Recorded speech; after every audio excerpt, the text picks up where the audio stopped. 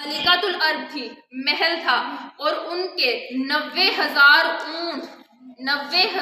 اونٹ یمن سے شام اور شام سے یمن کی طرف ہر وقت سفر میں تھے، ہر وقت سرگرم سفر تھے۔ ان کے اوپر تجارت کا مال لدا ہوا تھا، اور 500 کنیزیں، 35 تولے سونا، اپنی پیٹیاں اپنی کمر کے ساتھ باندھے سر جھکائے خدیجہ الکبریٰ کے سامنے کھڑی رہتی تھی۔ خدیجہ الکبریٰ کے سامنے کھڑی رہتی تھی۔ خدیجہ الکبریٰ وہ ملکۃ العرب ہیں کہ جن کی دی ہوئی خیرات پر پلنے والے بعد میں غنی اور امیر بن گئے، یا میں یوں کہوں کہ ابو طالب کے بیٹے علی کے القاب چھین کر صدیق، فاروق اور غنی بن گئے، یا میں یوں کہہ دوں کہ خیبر میں جو 40 من کا جو سونا علی نے سب کچھ وقف کر دیا تھا، ان کو دے دیا تھا، اس سونے میں سے ایک چھوٹا سا کنواں بنا کر غنی بن گئے۔ اور محمد علی محمد بلندر صلوات۔ اللہم صلی علی محمد وعلی محمد۔ اب جناب ابو طالب علیہ السلام اپنے بھتیجے کی بارات لے کر خدیجہ الکبریٰ کے محل پہنچے۔ خدیجہ الکبریٰ کے محل کے جب نزدیک پہنچے تو کیا دیکھا؟ بی بی نے کہا کہ کنیزوں سے پوچھا کہ میں نے تمہیں حکم دیا تھا کہ چادریں نیچے کر دو، پردے لگا دو، تو تم نے کیا کھڑکیوں پہ پردے نہیں لگائے تھے؟ کہا کہ نہیں ملکۃ العرب، ہم نے لگائے تھے، نہیں شہزادی ہم نے لگائے تھے، ہم نے پورے محل کو پردوں سے ڈھک دیا ہے، بند کر دیا ہے کھڑکیوں کو۔ کہا تو پھر یہ روشنی کیسی ہے، یہ اتنی چمک دھمک کیسی ہے؟ کہا کہ یہ آپ کے محمد مصطفیٰ اور ان کے چچا سید، ان کے چچا ابو طالب علیہ السلام، ان کے چچا سردار بطحہ ابو طالب علیہ السلام اپنے بھتیجے کے ساتھ اس محل کی طرف آ رہے ہیں۔ یہ ان کا نور ہے۔ اب جن کا نور اتنی دور سے جھلک رہا ہے، اتنی دور سے ان کا نور چمک رہا ہے، آج کے مولوی 4-5 نمازیں پڑھ کر کہتے ہیں کہ اس کا فلاں کا چہرہ نور کی طرح چمک رہا ہے، تو وہ جس کا اتنی دور سے نور چمک رہا تھا، اس کے ایمان پر ابھی بھی شک کرتے ہو؟ اس کے ایمان پر شک کرتے ہو کہ کلمہ پڑھا تھا یا نہیں پڑھا تھا؟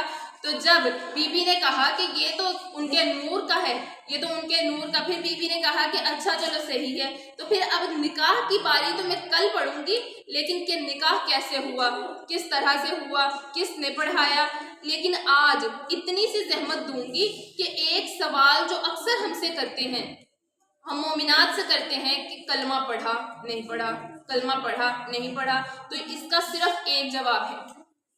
جب یہ سوال کیا جاتا ہے کہ کلمہ پڑھا یا نہیں پڑھا، تو پھر خود ہی جواب دیتے ہیں کلمہ نہیں پڑھا، تو تم بھی کہا کرو، یعنی اب میں ایک جملے میں ان سب کی زبان بند کرنے لگی ہوں کہ جو بغض علی میں بھونکتی ہیں زبانیں، ان سب کی زبانیں بند کرنے لگی ہوں کہ جو کہتے ہیں کہ کلمہ نہیں پڑھا، تو کہا کرو کہ ہاں نہیں پڑھا، ابو طالب نے کلمہ نہیں پڑھا، کیونکہ کلمہ پڑھنے کی ضرورت تو ان کو ہوتی ہے کہ جو پہلے ایمان نہیں لے کر آئے۔ ابو طالب تو کلے ایمان کے باپ ہیں، ابو طالب کلے ایمان کے باپ ہیں۔ کلمہ پڑھنے کی ضرورت ان کو تھی جو 40 سال کافر رہے، 40 سال کفر کی زندگی گزار کر کافر تھے، کفر کی زندگی گزاری، بت پرست تھے، بتوں کی پوجا کرتے تھے، شرابی تھے، بدکار تھے، سارے گناہ کر چکے تھے۔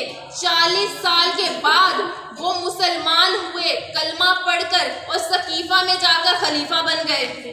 ضرورت ان کو ہے کلمہ پڑھنے کی، ابو طالب کو ضرورت نہیں ہے کہ جن کے گھر میں کلے ایمان کی ولادت ہو، جن کے گھر میں ولایت علی یعنی ولایت اور رسالت جن کے گھر میں پروان چڑھی، اس کو ضرورت ہے کلمہ پڑھنے کی۔ اب کیسے؟ اب میں امانت اگر آپ لوگوں کے پاس ایک مثال دے دوں کہ اگر میں آپ لوگوں کے پاس، آپ میں سے مجمع میں سے کسی ایک کے پاس اپنی یہ ڈائری ہے، معمولی سی ڈائری ہے، میں امانت کے طور پر رکھ کے چلی جاؤں، پکڑا کے چلی جاؤں، اور کہوں کہ کل جب میں مجلس کے لیے آؤں تو مجھے مجلس شروع ہونے سے پہلے یہ میری امانت مجھے واپس کر دینا۔ اب کل جب میں آؤں اور آ کے میں یہاں ممبر پر بیٹھ جاؤں اور ادھر ادھر دیکھتی رہوں، تو آپ لوگ سوال کریں گے کیا دیکھ رہی ہیں، کس کو ڈھونڈ رہی ہیں؟ تو میں بتاؤں گی کہ میں نے ایک لڑکی تھی یہاں بیٹھی ہوئی، میں نے اس کو اپنی ڈائری بطور امانت دی تھی۔ تو آپ لوگ سوال کریں گے کہ کیا اس کے بارے میں آپ جانتی ہیں کیا آپ اس کو پہچانتی ہیں؟ کیا آپ کو پتا ہے کہ وہ ایماندار ہے یا نہیں ہے؟ آپ نے اس کا ایمان تو چیک کر لیا تھا امانت دینے سے پہلے؟ میرے جملوں پر غور کریے گا، امانت دینے سے پہلے اس کا ایمان چیک کر لیا تھا کہ میں کرتی نہیں، میں جانتی تو نہیں، میں اس کو نہ پہچانتی ہوں، نہ مجھے پتا ہے کہ وہ امانت دار ہے کہ نہیں ہے، تو پھر آپ لوگ میری عقل کا ماتم نہیں کریں گے کہ بغیر سوچے سمجھے، بغیر جانے، بغیر اس کی ایمان کی پرکھ رکھتے ہوئے اس کو اپنی ڈائری بطور امانت دے دی؟ حالانکہ یہ ڈائری معمولی سی چیز ہے، اس کی کوئی اہمیت نہیں ہے، یہ بہت معمولی سی چیز، میں اور ڈائری لے سکتی ہوں، یہ معمولی سی شے دینے سے پہلے میں اس کو دیکھوں گی کہ وہ امانت دار ہے کہ نہیں ہے، میری امانت واپس کرے گی یا نہیں کرے گی۔ تو کیا مولویوں نے اللہ کو اپنے سے بھی زیادہ کم عقل سمجھ رکھا ہے کہ جو کہہ دیتے ہیں کہ اللہ نے، جو کہہ دیتے ہیں کہ ابو طالب نے ایمان نہیں لے کر آئے، اسلام قبول نہیں کیا، کلمہ نہیں پڑھا، تو کیا انہوں نے اپنے جیسا سمجھ رکھا ہے؟ جیسے رسول کو کہتے ہیں کہ رسول ہم جیسے، رسول ہم جیسے، رسول ہم جیسے، اس طرح انہوں نے ہمیں کہتے ہیں کہ رسالت کا ہم گھٹا دیتے ہیں، رسالت کی شان ہم گھٹاتے ہیں، ہم رسالت کی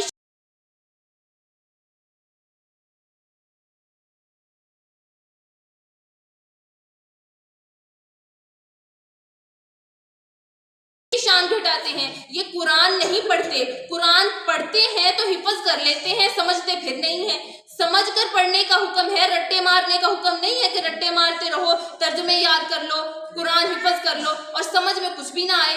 اگر سمجھو گے نہیں قرآن کو تو پھر کیسے پتا چلے گا کہ قرآن کیا کہہ رہا ہے؟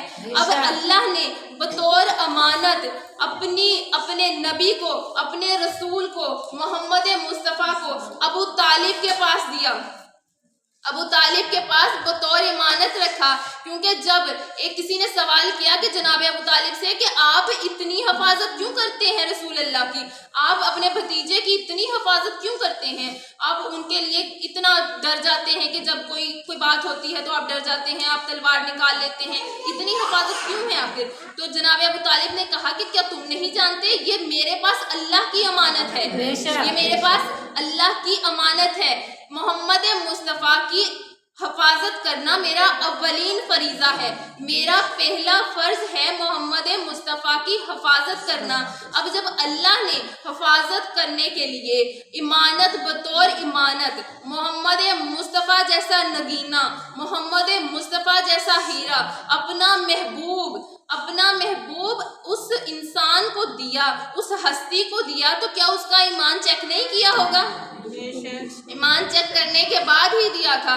اسی لیے ہم نے کہنا ہے کہ کلمہ نہیں پڑھا، کیونکہ ان میں ایمان کی کمی ہی نہیں تھی۔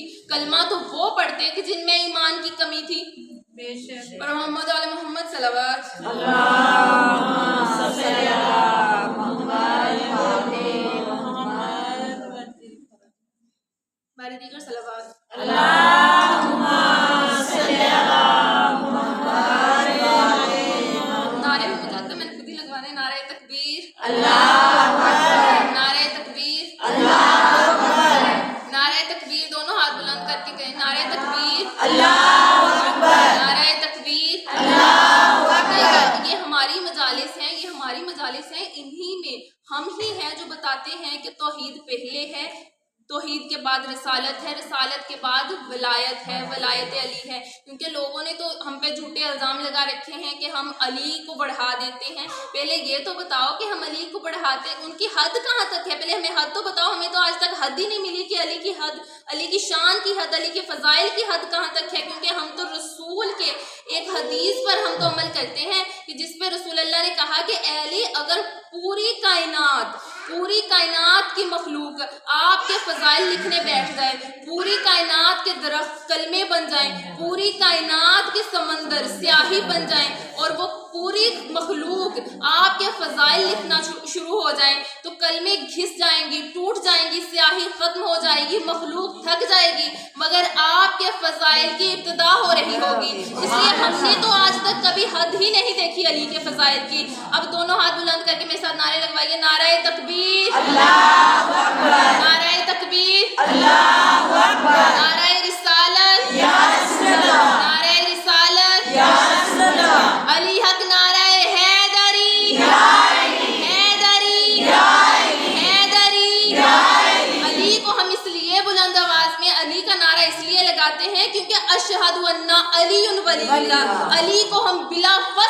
खलीफा मानते हैं रसूल के बाद। और बेशक। कुछ लोग कहते हैं कि ये जो अशहदु अन्ना अलीयुन वलीउल्लाह पढ़ते हैं, ये कुछ सहाबियों को, कुछ खलीफाओं को हम बुरा कहते हैं। अब भाई तुम लोग सोचते हो, हम तो इकरार करते हैं, बेशक। हम तो गवाही देते हैं कि अली अल्लाह के वली हैं, अली खलीफा तो हो बिला फस्ल हैं, बेशक। अली रसूल के बाद खलीफा हैं। और ये हम नहीं कहते, ये रसूल ने खलीफा बनाया बेशक। अली को।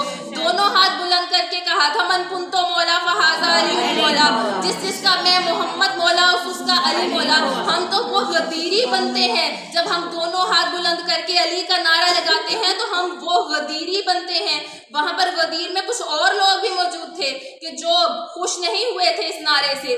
जब खुश नहीं हुए थे, जब उन्होंने एक इंसान को इबरत का निशाना बनते हुए देखा, जब उसके ऊपर से एक पत्थर आया, मैं सारा वाकया नहीं बयान करूँ, ऊपर से एक पत्थर आया और वो मर गया, जिसने ये कहा था कि अगर वाकई अल्लाह का वली है अली, तो ऊपर से अल्लाह अजाब नाज़िल करे। और फिर कुरान में अल्लाह ने कहा कि जब कोई साइल अपने मुंह से दर्दनाक काफिरों वाला अजाब था, वो काफिरों वाला अजाब मांगता है तो अल्लाह भेजता है। फिर अल्लाह ने पत्थर फेंक कर बताया था कि अली अल्लाह के वली है, वो भी अल्लाह के हुक्म से। बेशक। रसूल ने अगर मन कुंतो मौला का नारा बुलंद किया है तो अल्लाह के हुक्म से किया है। बेशक। इसलिए दोनों हाथ बुलंद करके अली हक नारा हैदरी, या अली, हैदरी, या अली, ज़ैनियत जिंदाबाद, ज़ैनियत जिंदाबाद, यजीदियत मुर्दाबाद, यजीदियत मुर्दाबाद। और मोहम्मद वाले मोहम्मद बुलंद तर सलावत।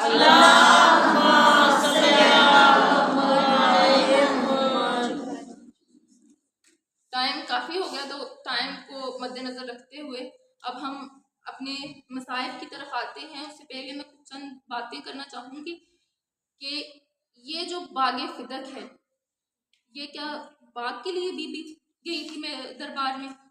ये बागे फिदक की जंग नहीं है, ये कोई बागे फिदक के लिए सवाल नहीं किया था बीबी ने। दरबार में जाना ये था कि बताया जाए कि अली खलीफा तो बिला फस्ल हैं, तुम खलीफा नहीं हो। अली की वलायत का इकरार करवाने के लिए गई थी बीबी दरबार में, अली की वलायत का इकरार करवाने के लिए दरबार में, क्योंकि बागे फिदक एक बाग के लिए तो बीबी दरबार में नहीं गई। वो बीबी जो जन्नत की सरदार है, जिसके बेटे जन्नत के सरदार हैं, ये कुल कायनात की एक एक चीज जिनके सदके में बनी है, क्या वो एक बाग के लिए दरबार में गई थी? वो बाग के लिए नहीं बल्कि वलायत अली के लिए गई थी। यहाँ रसूलुल्लाह ने आंखें बंद की, वहाँ उम्मत ने आंखें दिखाना शुरू कर दी अहले बैत को। यहाँ रसूलुल्लाह की आंखें बंद हुई, वहाँ कुछ सहाबियों ने जो सकीफा में की गई शरारत से खलीफा बने थे, आंखें दिखाना शुरू कर दी। उन्होंने जब आंखें दिखाई तो एक रोज़ जनाबे अली मुर्तज़ा जब घर आए तो बहुत अफसुर्दा थे, बहुत गमगीन थे। तो बीबी ने कहा कि अली मैंने सुना है कि आप जब गुजरते हैं तो लोग आपको सलाम नहीं करते, तो जानते हो कि वक्त के इमाम ने, अमीरुल मोमिनीन ने, जिन पर हम सलाम भेजते हैं, जिनकी गवाही हम देते हैं कि वो अली वलीउल्लाह हैं, वो अल्लाह के वली हैं। तो मौला ने कहा कि बीबी दुख इस बात का नहीं है कि लोग सलाम नहीं करते, दुख इस बात का है कि मैं सलाम करता हूँ तो मेरे सलाम का जवाब नहीं देते। ये दिया अजरे रिसालत उम्मत ने, ये दिया, ये कहने की ज़रूरत ही क्यों पड़ी? ये अल्लाह ने आयत नाजिल क्यों की कि मैं रसूलुल्लाह से कहा कि कह दो अपनी उम्मत से कि मैं अजरे रिसालत में कुछ नहीं मांगता सिवाय मुवद्दत अहले बैत के, मुवद्दत अहले बैत के। यानी रसूल बताना चाहते थे कि जब मेरी आंखें बंद हों, जब मैं इस दुनिया से जाऊं, तो मेरी अहले बैत को, मेरे घर वालों को, मेरी बेटी को सताना ना, मेरी बेटी को सताना ना। जब बीबी दरबार में आती थी तो रसूल क्यों खड़े हो जाते थे? ये बताते थे, बल्कि ये दिखाते थे कि फातिमा जब दरबार में आए तो खड़े हो जाना, खड़ी ना रखना फातिमा को। मोमिनात, बीबी जब दरबार में गई हैं बीबी जब दरबार में गई हैं, आज पुरसा उनको देना है। हर मजलिस में बीबी पुरसा लेने के लिए आती हैं अपने बेटों का, क्योंकि बीबी की शहादत से करबला शुरू हुई है। बीबी की शहादत, इधर बीबी की शहादत हुई, उधर सारे का सारा खानदान बिखर गया। कोई जन्नतुल बकी में है तो कोई करबला में है, कोई नजफ़े अशरफ में है तो कोई शाम में है।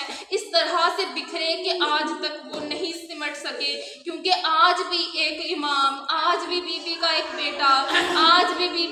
बेटा गैबत में आंसू रो रहा है। उनको पुरसा देने वाला कोई नहीं है, उनको तसल्ली देने वाला कोई नहीं है।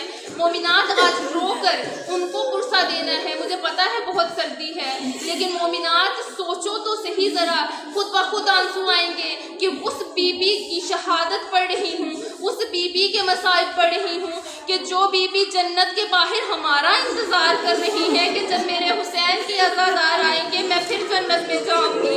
हुसैन, मैं तब तक जन्नत में ना जाऊँगी जब तक तेरे अज़ादार जन्नत में नहीं जाते। मोमिनात, वो बीबी आज भी जन्नत के बाहर खड़ी है हमारे इंतज़ार में। तो हम ये जो आंसू हैं, ये आंसू हमारी आंखों से जो टपकते हैं, ये ऐसे ही नहीं है, ये हम उनको पुरसा दे रहे हैं। आज उन यतीमों को पुरसा देना है जो घर में रो नहीं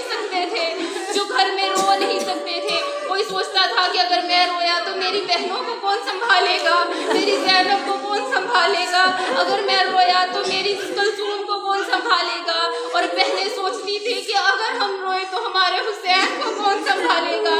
तो मोमिनात, आज उसको पुरसा देना है जो अली पूरी जिंदगी कभी नहीं रोए। जब बीबी को गुस्ल देने लगे